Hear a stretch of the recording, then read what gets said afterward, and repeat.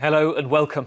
It's been a historic week for the US, where for the first time a former president convicted of a criminal offence. Donald Trump convicted on Thursday in a so-called hush money trial, a guilty verdict on all 34 charges of falsifying business record. Trump characteristically describing the case as rigged and says he's a political prisoner. Will this make any difference to his chances in the US election?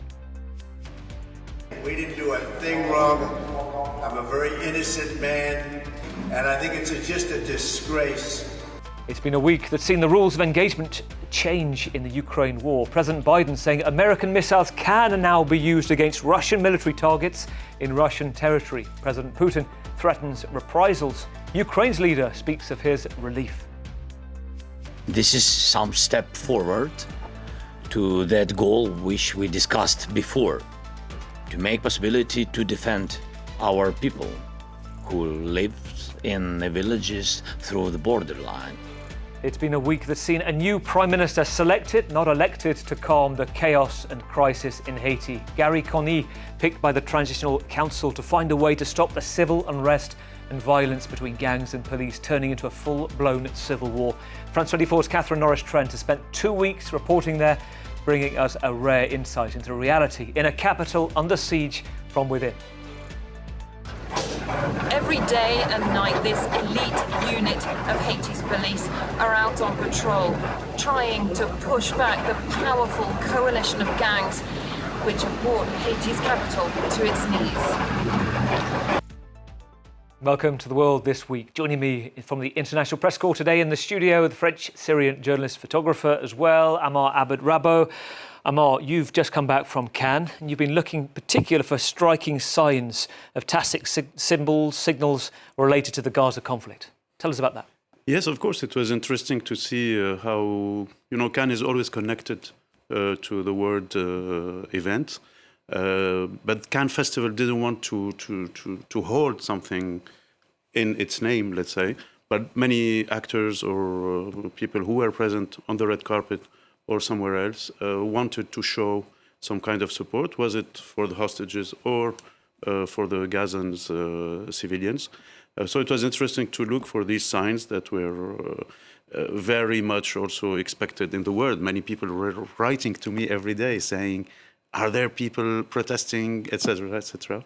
And I recognise that man there as well. Myself, yes, I got a nice bow tie that is a keffieh bow tie, and I thought it was a nice way to mix what was going on there and what's going on in the world also. Great to have you on board, and we will discuss the situation in Rafah very shortly. Vivian Walt, Time correspondent here in France. I want to go back 30 years with you. An article that you did, The Birth of a Nation. Let's take a look at it. This was Vogue magazine on South Africa, talking about your home country. I'm interested in your reflections this week, elections which we seem to be seeing the end of an era for the single-party dominance of the ANC. Yes, and I would say just as well.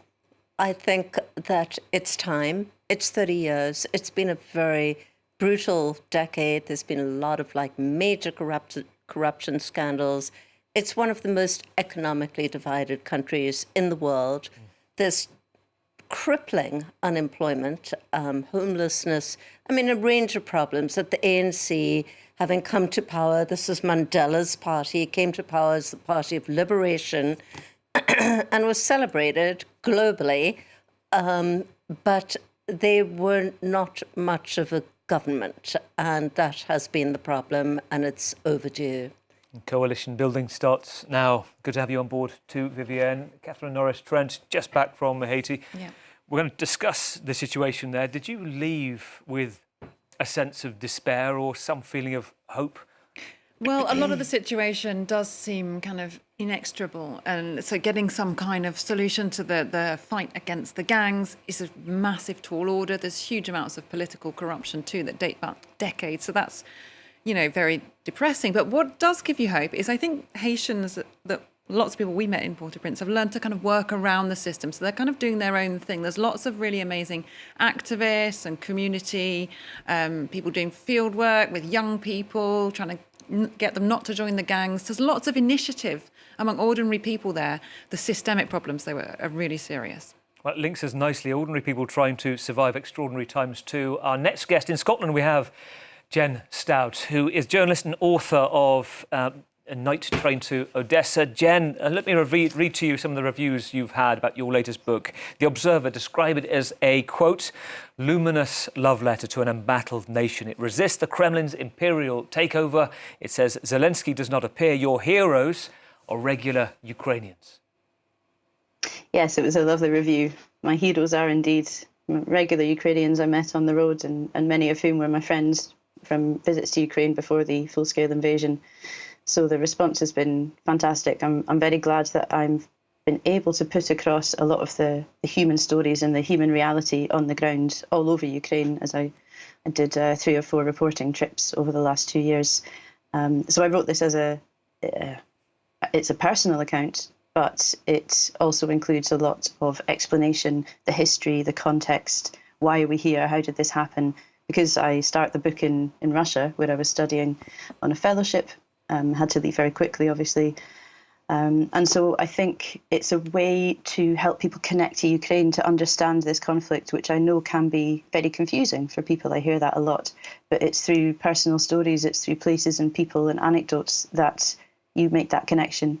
Yeah. Well, thank you for being here with us tonight in Scotland. We're going to discuss Ukraine too. Well, let's begin. 6 minutes past 5, Manhattan courtroom, Thursday evening. The jury rose to deliver its verdict in the criminal trial of Donald Trump. 5 weeks of testimony, 11 hours of deliberation. One word, 34 times, guilty. Guilty repeated to each of the 34 charges related to the falsification of business records. According to reporters in the court, his body language gave nothing away. Statue still. He didn't move, didn't gesture. The magnitude of the moment is that he, the only president sitting or former ever to be convicted of a crime. 6 minutes after the verdict, Trump, now a convicted felon facing 3 more criminal trials, spoke to reporters. Familiar rhetoric he's made many times throughout the trial, stressing the importance of and pointing forwards towards November's elections. These are bad people. These are, in many cases, I believe, sick people. So I'm the leading person for president, and I'm under a gag order by a man that can't put 2 sentences together, given by a court, and they are in total conjunction with the White House and the DOJ, just so you understand. This is all done by Biden and his people. OK, he says he's under a gag order. He's not afraid to speak out. Let's begin with Vivian. Your immediate reaction as that news came in of 34 guilty charges. I was stunned. I thought that he would be convicted on some, but firstly, to have 12 Americans agree unanimously on anything at this point is kind of stunning. And the fact that it was so across the board, 34 out of 34 felonies he was guilty of. Now, of course, I'm sure a lot of this will be knocked down in an appeal, which will take a very long time to play out in New York Appeals Court, can take months, years, possibly. And it did from the start seem like a bit of an overstretch by the New York prosecutors. But I think this is quite a significant humiliation for Trump. Whether it does anything to his base, probably not. But it is the first time he has ever faced accountability for anything in decades of wrongdoing. So I think that it's a bit stunning for him as well. Amar, as Vivian said, whether this does anything to his base or not, we shall see. Well, his campaign team is saying that they've got, 34 million since that verdict came through in campaign support funds. So they're claiming a kind of mini victory from this. How do you see it affecting him? I see it. I mean, every time he's been convicted or went to a court or something, every time he gets stronger in the base. This is very surprising. And within the whole, I mean, seeing it also from the Middle East, it's fascinating to see a president, former president, but also maybe coming president, to see that there is justice, that there is a jury, that there is I come from a place where nobody has ever been convicted of anything. They've done much worse than Trump, of course. So it's really fascinating for us. But it's also the defiance, let's say, of the people against the system, where people would say the justice is corrupted, the judge is a felon, etc., etc. And we see it also now when you look at what's going on also with the International Court versus Netanyahu, for instance. You hear almost the same defiance, the same arguments. And this is something terrible, I believe.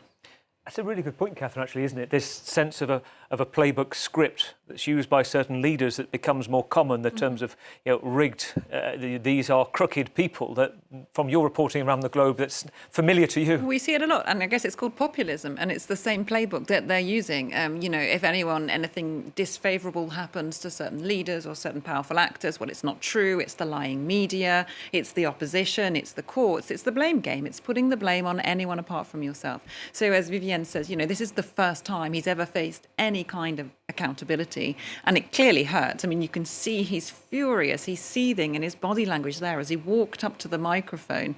I mean, it is going to shore up his base. They will get a boost from this. What will it do to undecided voters who could decide the election? There may be some Republicans who are a bit more old-fashioned, they're not the MAGA crowd. Will they vote for a convicted felon? And I think that's what we've got to watch for here, is on the margins what it could do. Jen, when you look at this, I was listening earlier and talking earlier actually for a former state prosecutor in New York, and his view was that the amount of railing against the legal system that Donald Trump is doing now, whereas ordinarily he wouldn't be sentenced to prison, that actually could end him up in prison by speaking out so much. What's your reading of that? It's just been extraordinary to watch this in recent months, hasn't it? With a lot of the people within the legal system doing what they can to say, you can't behave like that, you can't, commit contempt, and it just doesn't matter. I understand there's 3 more criminal trials to come, but no verdicts likely before the election. So on this will go, and it's just this incredible stage for him. And it's such a dangerous path when the legal system is politicised. It's so interesting what you say about the messaging that he was giving today, the words that he uses. These are bad people. I'm being oppressed. And it makes me think so much of Russia and of Putin, because when you want to convince a lot of people that you're not in the wrong, that what you're doing is actually right, even though their real moral compass might say, hang on a minute, and I'm thinking of Putin going to war and everything else that he's done. He's done that on the basis of grievance. We are being oppressed. Everything is rigged against us. NATO hates us, the West hates us. And it's that same psychology in order to get people to go along with you to agree to terrible things.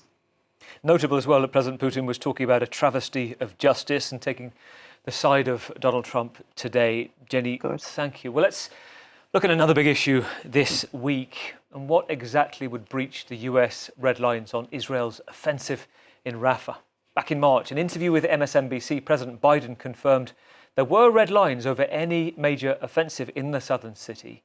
3 weeks ago on CNN, he was more explicit in the consequences if IDF forces entered Rafah, he said, where more than 1 million civilians have been displaced. This is what he said to CNN. Civilians have been killed in Gaza as a consequence of those bombs and other ways in which they go after population centers. And I made it clear that if they go into Rafah, they haven't gone into Rafah yet. If they go into Rafah, I'm not supplying the weapons that have been used historically to deal with Rafah.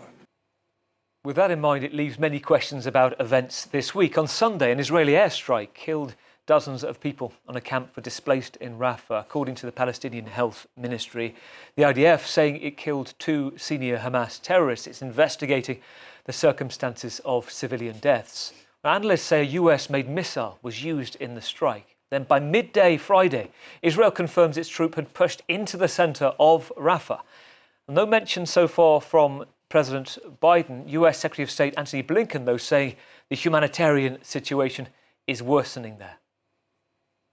Distribution within Gaza is not working effectively. And part of the reason for that are the combat operations in the south. In addition, Rafah gate continues to be closed. Amal, let's stop with you. Where is the US red line right now? Oh, I was fearing that you would use this word, because for us, I mean, for Syrians, it's a terrible word, because we know that it has no consequences. I mean, the Obama famous red line about using the chemical weapons by the Assad regime, we know exactly what happened. And if I want to be connecting it to our other stories today, we believe that if the red line then was respected, maybe Putin would have got the message and wouldn't go into Ukraine. Maybe it's a kind of science fiction or political fiction, but still, these red lines have never been respected. And today we are again with a new one. And I believe, I mean, I don't know what Biden can really do. There's an election in a few months. There is, it's extremely complicated, I guess, on the inside policy question, but also, of course, in the international, the Iran, the whole implication in the Middle East is complicated. So I don't know if he's going to move at all, and this might be a new Obama red line that won't be respected. You say you don't know what President Biden could really do. Vivienne, one thing he could do is say, well, you did that, we won't allow you to use our weapons in that area anymore. Well, exactly. I mean, just a couple of weeks ago, we were sitting here talking about how, you know, Biden made this big move about how he was not going to send weapons. He was so annoyed. But if you read the words very carefully, he was going to maybe suspend some weapons. Everything else was going ahead. What I find so interesting is that Tony Blinken is far more angry and frustrated than President Biden is, perhaps because he's the one shuttling in and out of Bibi Netanyahu's office in Jerusalem or Tel Aviv. And he has key people in the State Department who have quit just this week. A key official quit over this very issue. They put out a report just a couple of weeks ago saying that Israel was not interfering with humanitarian aid. Here's the Secretary of State standing up and contradicting his department's own report. So clearly there's a lot of political machinations going on. It's an election year. It's a dead heat between Biden and Trump. Anything can swing it.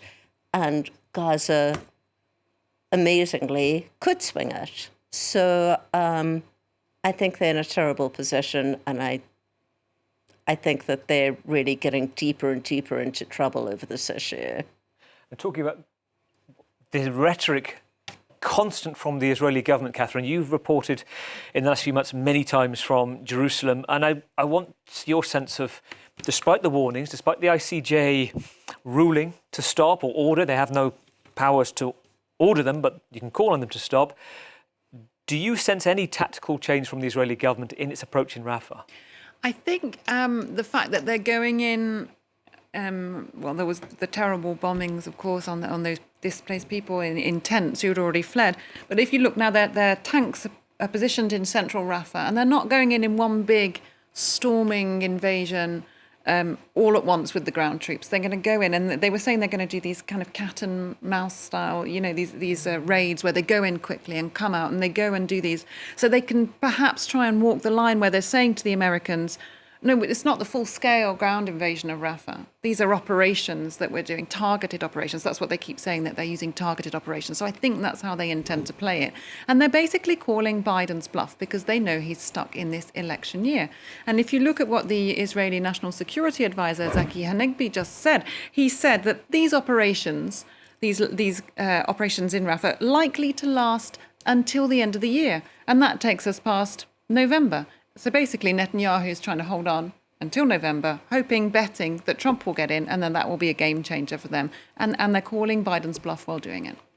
Amal, let me mention something else that we've spoken about before. You have moments within a crisis that become totemic, almost viral. And we go back to the migration crisis. That was little boy, 3-year-old Alan Kurdi in the water between Turkey and Greece. This time, there's this image, all eyes on Rafah. You can see this image. It's not a real image. It's artificially created AI. It's seen, as of this time this morning, 47 million people had shared this on Instagram.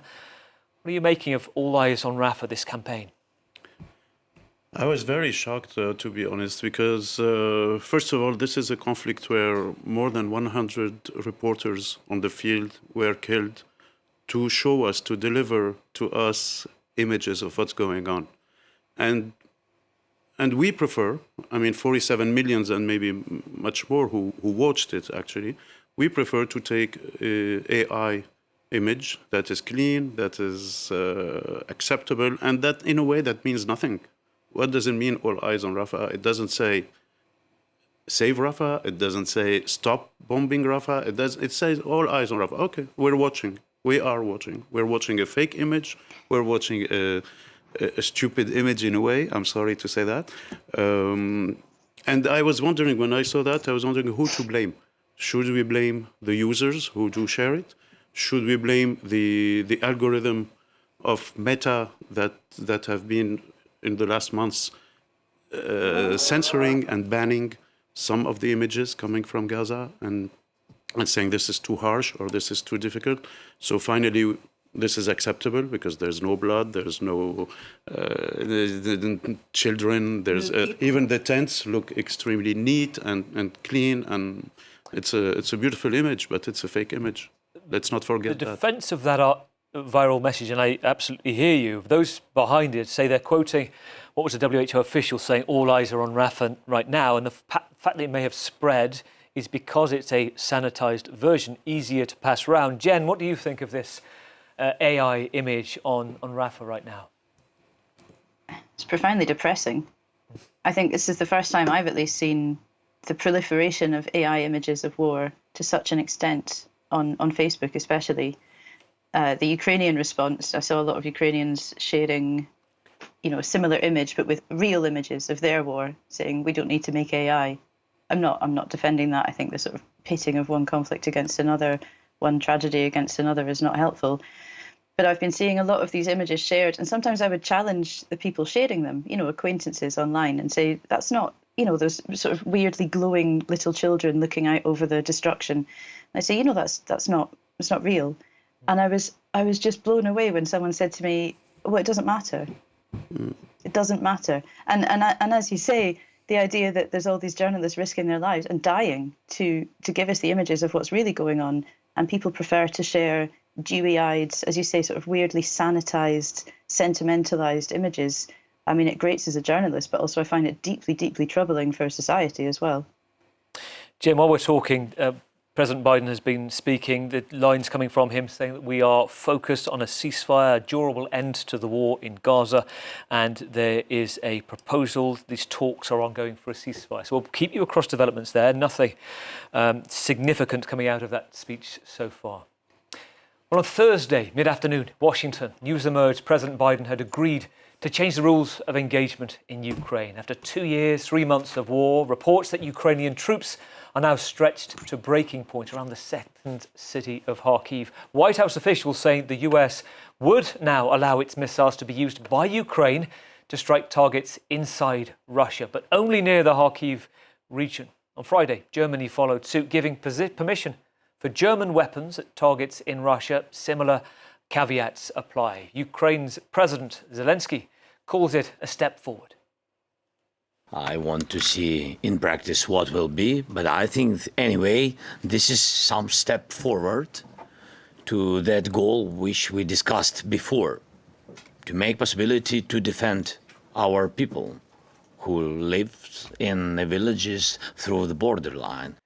Well, this is something that the NATO Secretary-General Jens Stoltenberg had been calling for days ago. And President Putin claims it is an escalation. He's given an ominous threat of retaliation, talking about a warning, quote, to small, densely populated NATO states. The Kremlin also claiming US missiles had already been used in its territory.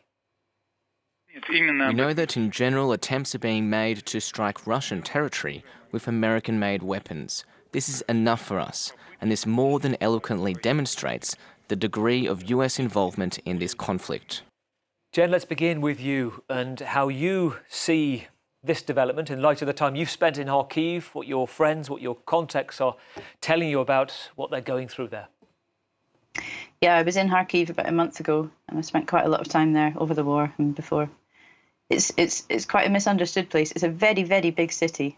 It's the second biggest city in Ukraine, 9 universities, massive amounts of industry, and 1.3 million people still when I was last there. People are leaving now, of course, because of what we're seeing on our screens right now, this relentless attacks, relentless on apartment blocks, on supermarkets. And the glide bombs are a whole other horror. You don't get used to missile strikes, that sounds flippant, but the scale of destruction, the blast radius of these bombs, these 1,500-pound bombs, is so huge. Putin talked today of escalation. This unending escalation, he said, would have serious consequences. This is the same old stuff. Who's escalating? I would argue it's the side that's dropping glide bombs onto a supermarket on a Saturday afternoon. The MOD put out today that Russian losses, they calculate, are now at the highest since the start of the war. Not that will bother Russia. They have plenty of people, and they're not going to have political comeback domestically for throwing them all into the meat grinder. But yeah, I think the news today is huge, is absolutely huge. Finally, I think a consensus is building among European leaders of what's actually necessary, and perhaps just the hypocrisy of giving Ukraine just enough to cling on, but never enough to really move forwards, never enough to really be safe. And I think I'll just say as well, the situation in Kharkiv exemplifies this perfectly, because Kharkiv is so close to the border. So when I was first there in March 22, and the Russians were so close that they could fire artillery just straight into the city, lob it constantly, which is why the northern districts became this kind of surface of the moon, burnt out shells of houses everywhere. So they're really, really close. The Ukrainians are trying to defend against this counteroffensive, and they're very close to the Russian border. So they could, in theory, send missiles to the bases where these launches of F-16s, launches of the glide bombs are coming from, but they're not allowed to. And that's obviously nonsensical, as Zelensky's been pointing out today. The Russians are laughing at them.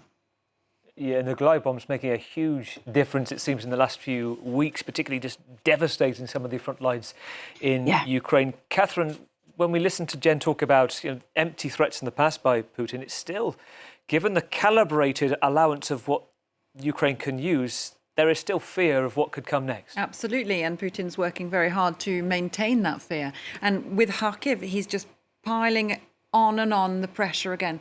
I also spent time in March 2022 in Kharkiv and saw that relentless bombing there and the people there. And, they had a period where the Russian forces were driven further away and they were fighting more on other fronts. But now it's back. And psychologically, that's so hard. And so that's why you're seeing people leave again today. So, the Ukrainians have to do something, or they could lose basically their second city. I think this is why we've seen this, albeit begrudging, change in line from Washington.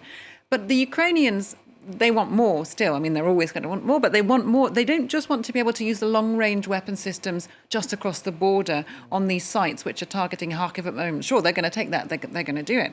But what they want to be able to use these Western weapons for, these long-range ones, is to hit targets much further away from the border, inside Russian territory. And at the moment, that's not a line that the US is willing to cross. Emmanuel Macron's been sounding a bit more positive on it, but again, he's a bit of a lone rider on that. So you saw Zelensky when he was speaking out at that press conference saying it was a step forward, but you could also hear a bit of hesitancy in his voice. And that's because they want to be able to use the weapons they've been given in a more effective way than they're being allowed to do, even with this change of strategy. And yet, Vivian, it's still not very comfortable for all of the NATO members. You have British, the Americans, the Germans today saying, yes, use them in Russian territory with caveats. And yet the Belgian Prime Minister met with Zelensky this week saying, do not use them on Russian soil. The Hungarian government certainly don't want them using them on Russian soil either. Yeah, and of course this plays right into Vladimir Putin's hands to see a completely divided West. And a West that's always too late. We've seen this for more than 2 years, since the Russians invaded Ukraine, which was 27 months ago or so. And, they they endlessly debate, should we give Abrams tanks, should we give F-16s? And meanwhile, the Russians are pounding Ukraine, and it's only when it gets to this existential threat that they say, OK, we'll do it. But they are always on the back foot. And understandably, Europe is getting extremely nervous about that. Jen, can you spell out to us about, I talked about glide bombs, you mentioned it briefly, just how much you think it's changing the shape of the conflict from those you're speaking to around Kharkiv? It's changing the shape of the conflict, as you said, partly because of the incredible effect they have on the front lines, on defensive positions of Ukrainians. The fact that you can't shoot these down, they're coming from planes. You'd need those F-16s if they're ever coming. But on morale as well, it has a huge effect. It's terrifying, of course. It's absolutely terrifying. The idea that you would send a 1,500-pound bomb into the middle of a densely populated city, you know, and also then send another one a few minutes later to do a double tap so that you get all the rescue workers. I mean, obviously that's a war crime. You can't. There's no military justification for that. So again, this talk of escalation. I would just pick up on what you said about it's not being comfortable for NATO members. I suppose you mean because the NATO members in the West, but for NATO members in the East, the ones that perhaps we've failed to listen to over many, many years, who've always seen the threat of Russia. I think in the Baltic they're states. much more keen to, yes, exactly. Poland, you know, they understand what the Russian threat is, Romania as well. And they're much more keen to have a lot more action and a lot more, I mean, even Latvia, Lithuania, you're hearing them talking about the possibility of boots on the ground from their country in the rear to relieve Ukrainian troops perhaps, or as trainers, but they're talking about it, and that's only going to increase. But if Western NATO members continue to feel that they can sit in their peace and stability sort of far away from the war, and that it won't come near them, and that they should continue to be scared of these nuclear bluffs from Putin, I think that will only increase frustration in Eastern Europe. I mean, you heard when Putin said today, talking about sort of threatening what he called small, densely populated NATO countries. Yeah. Which ones? What do you think he was speaking about? Of course, it's the Baltic states. It's a very clear threat.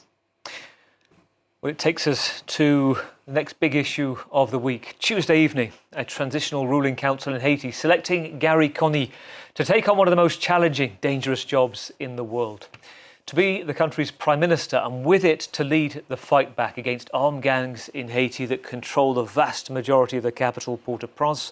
The last prime minister, Ariel Henry, was unable to even return to Haiti. A few months back, he tried to land at the airport, his plane was diverted, and he resigned after threats from a criminal network. The leader before that, President Jovenel Moïse, was assassinated almost 3 years ago, a power vacuum filled by more than 200 rival gangs, according to analysts, and led to an already fragile society falling apart.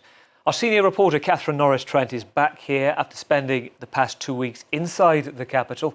Here's part of her report on a police street patrol.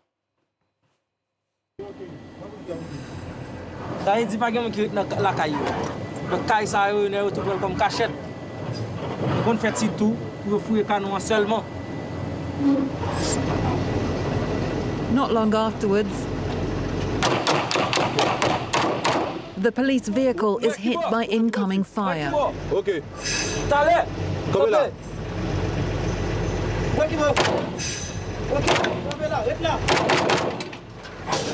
Every day and night, this elite unit of Haiti's police are out on patrol, trying to push back the powerful coalition of gangs which have brought Haiti's capital to its knees. Catherine talked about the powerful coalition of gangs, many of them now coordinated under one leader, Jimmy Cherizier, aka Barbecue. This is what he told Catherine. Aujourd'hui, pour quantité d'armes qui gagne dans le pays, pas gagne un sérieux un gouvernement qui a fait si ou pas une entente avec groupe armé. Quelle était force multinationale, quelle était n'importe force étrangère qui vient dans le pays. C'est un génocide de la vie. Well, the UN say there are more than 360,000 people internally displaced. The children's charity UNICEF saying scenes in the region resemble something out of Mad Max. Well, Catherine is here with us now. Catherine, just explain to us what it's like the moment you arrive at the airport, trying to navigate you through the city centre and what it feels like when you're there. Well, it's surreal because we first of all flew into the north of Haiti, a city called Cap Haitien, Cape Haitian, where, I mean, there's a lot of corruption and poverty, but there isn't the same gang warfare. So Port-au-Prince, the capital, is really cut off, asphyxiated by this gang warfare. The airport wasn't open when we arrived, so we had to fly in with the UN in their helicopter. And then you fly into the heights overlooking the lower city, and, you know, things are still dangerous. There's a big kidnapping risk. There have been gangs operating in that area as well. There's a lot of insecurity. But it's when you go down, you know, beyond these kind of leafy suburbs up in the hills, and you go down into the lower town of Port-au-Prince that you just see the absence of a state for decades. Rubbish is piled up along the streets. There's no refuse collection. There are bodies, burnt bodies by the side of the street. People sometimes catch people they suspect of being gang members and just set them on fire, lynch them and set the bodies on fire because, you know, we went on patrol with the police, but a lot of the police is not very effective. There are corrupt police officers. They're underfunded. They have fewer arms than the gangs. The gangs are getting huge amounts of weapons shipped in illegally, mainly from Florida. So they have massive arsenals. And so you've got entire areas, more than 80% of the capital, which is under the control of this alliance of gangs, where basically no-go zones.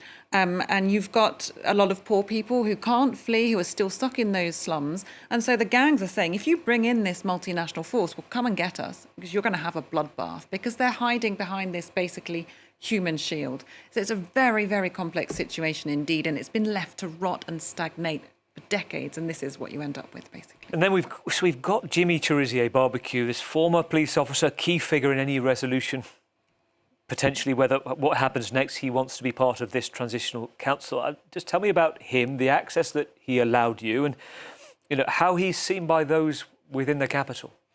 So the accounts of Barbecue are very different depending on who you speak to. You know, we spoke to people who fled areas that he controls, victims of massacres that he's accused of being involved in, both as a police officer and afterwards, in some of these very poor slums. And they will tell you about torture, they will tell you about gang rape, they will tell you about burning victims alive, hence his nickname Barbecue. That's what he's reputed to do.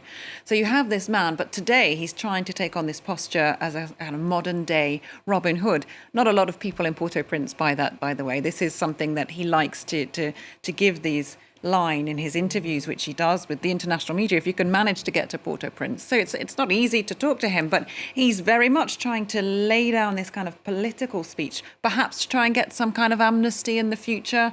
He'd perhaps like to wield some political power. I think it's going to be very difficult for that to happen because he's renowned. The gang leaders are renowned for kidnappings, extortion, murder, rape, you name it. And so it's very difficult to see how you get the arms out of the hands of these guys, but also what to do with them afterwards. I'm not listening to Catherine.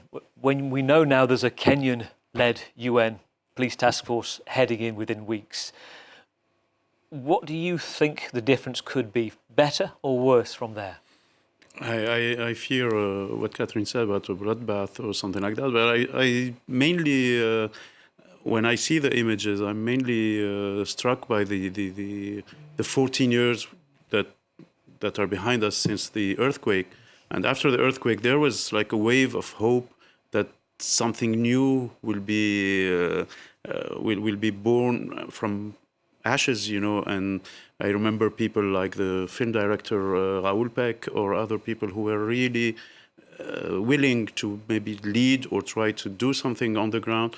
And when you see 14 years later, billions of dollars vanished and a lot of hope vanished. And we have this situation that is like Beirut multiplied by 10 or something like that. I mean, like there's no state or it's a failing state and everybody, it's the street rule.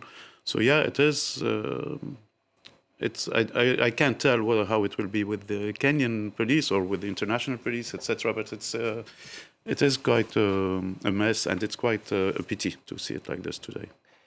Jem, briefly on this, one bit that struck me and a lot of people watching, there was a moment where we see a bread seller just trying to get around.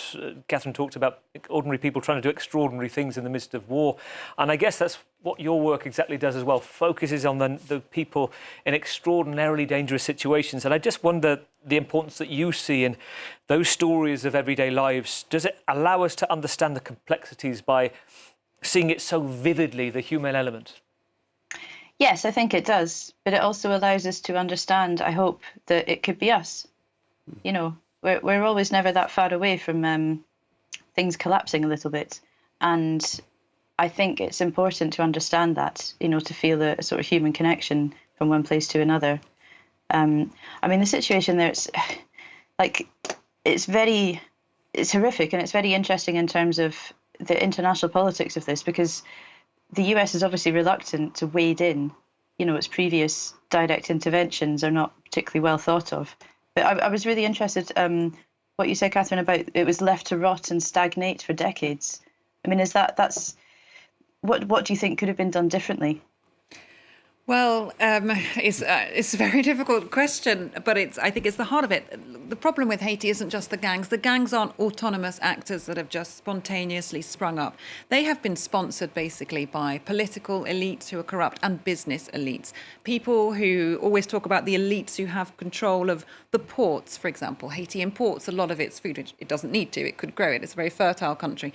And that they have basically been accused, a lot of them are under international sanctions, of financing these gangs to keep power, to keep hold of their own interests and set that up. So I think acting more decisively against those kind of actors could have been different. I mean, on this list of international sanctions, you've got people like the former president, Michel Martelly, who's accused of, you know, backing the gangs in a massive way and still having a lot of influence in Haitian politics.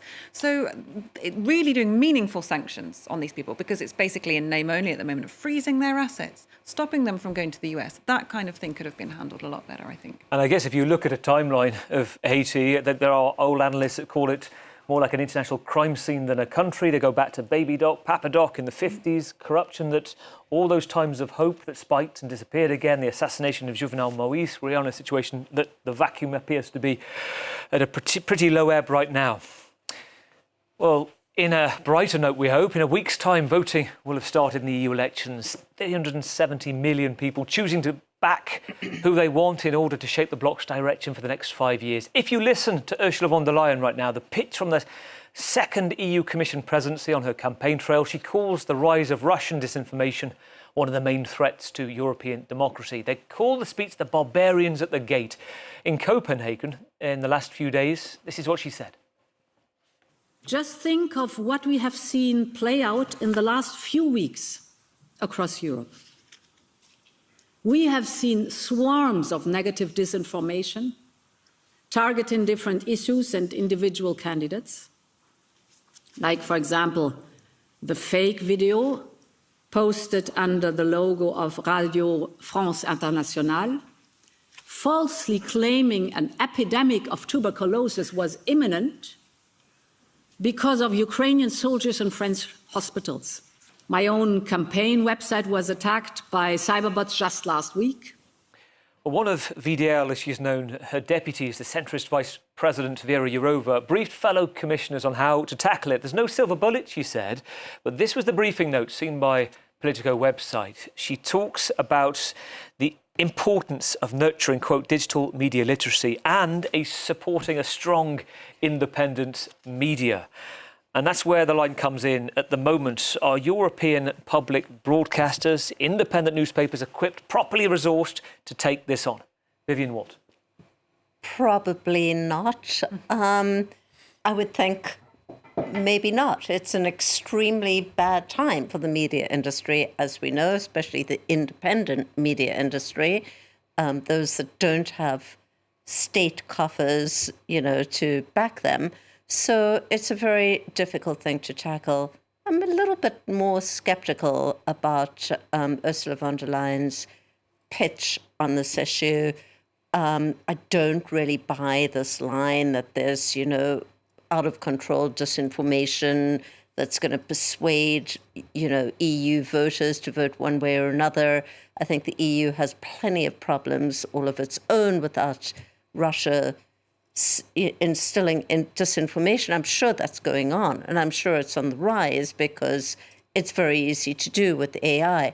I just don't know how persuadable it is for a significant amount of voters. And yet, if the idea is that you put money into public broadcasting, let's give you an idea of what's spent at the moment. Germany spends around 9 billion euros public broadcasting a year. The UK, 5.5 billion euros on the BBC. France invests around 3.7 billion euros a year public broadcasting. 300 million a year goes to France Media Monde, of which includes France 24. Now, it's worth mentioning, Catherine, right now, French government is looking to merge broadcast organisations. The culture minister calling it the BBC à la française. Just talk us through, because there are protests about this. Yeah, there are, and it makes me smile that BBC à la française, a French BBC, because in no way are we funded as the BBC is funded. We're quite jealous of them, even though they're having budget cuts as well. So, but anyway, the idea is they're going to want to merge the various national TV, radio outlets, possibly us, although we're not sure at the moment. And who says, why are they going to merge it? It's to save money, isn't it? And I just think, is this the right time to cut funding to your public service broadcasters while you're saying, let's fight disinformation? The two things don't go hand in hand. You need to boost it. You need to boost the online presence, because that's where a lot of this disinformation is going around. We need to reinforce our efforts. And as you saw, Germany spends a lot more on public media than France does. I probably shouldn't be saying all this. I'm probably going to get in trouble. But this is definitely not the right strategy. And people might know that's why France 24 was on strike some of last week as well. Jen, we have 20 seconds. You're a former BBC employee. What do you make of what's going on? We're in very bad times for public broadcasting. In the UK, it's under attack constantly for years and years and years as woke and left-wing, which it's not. And it's just a sign of how far things have shifted to the right here. But you see the same thing in Italy, cutting the licence fee, political pressure from Meloni, and in France as well, I understand, with the licence fee. We've seen a lot of political interference in the BBC recently. And I mean, I actually agree with van der Leyen. We do need a European democracy shield. We do completely underestimate misinformation, disinformation from Russia, and it's hugely significant, and we're not doing enough. Jen, thank you. And thank you to all of you, Amor Abed-Rabot, Vivian Walt, Catherine Norris-Trent and Jen Stout in Scotland. Join us again in 7 days. We will be back for The World next week.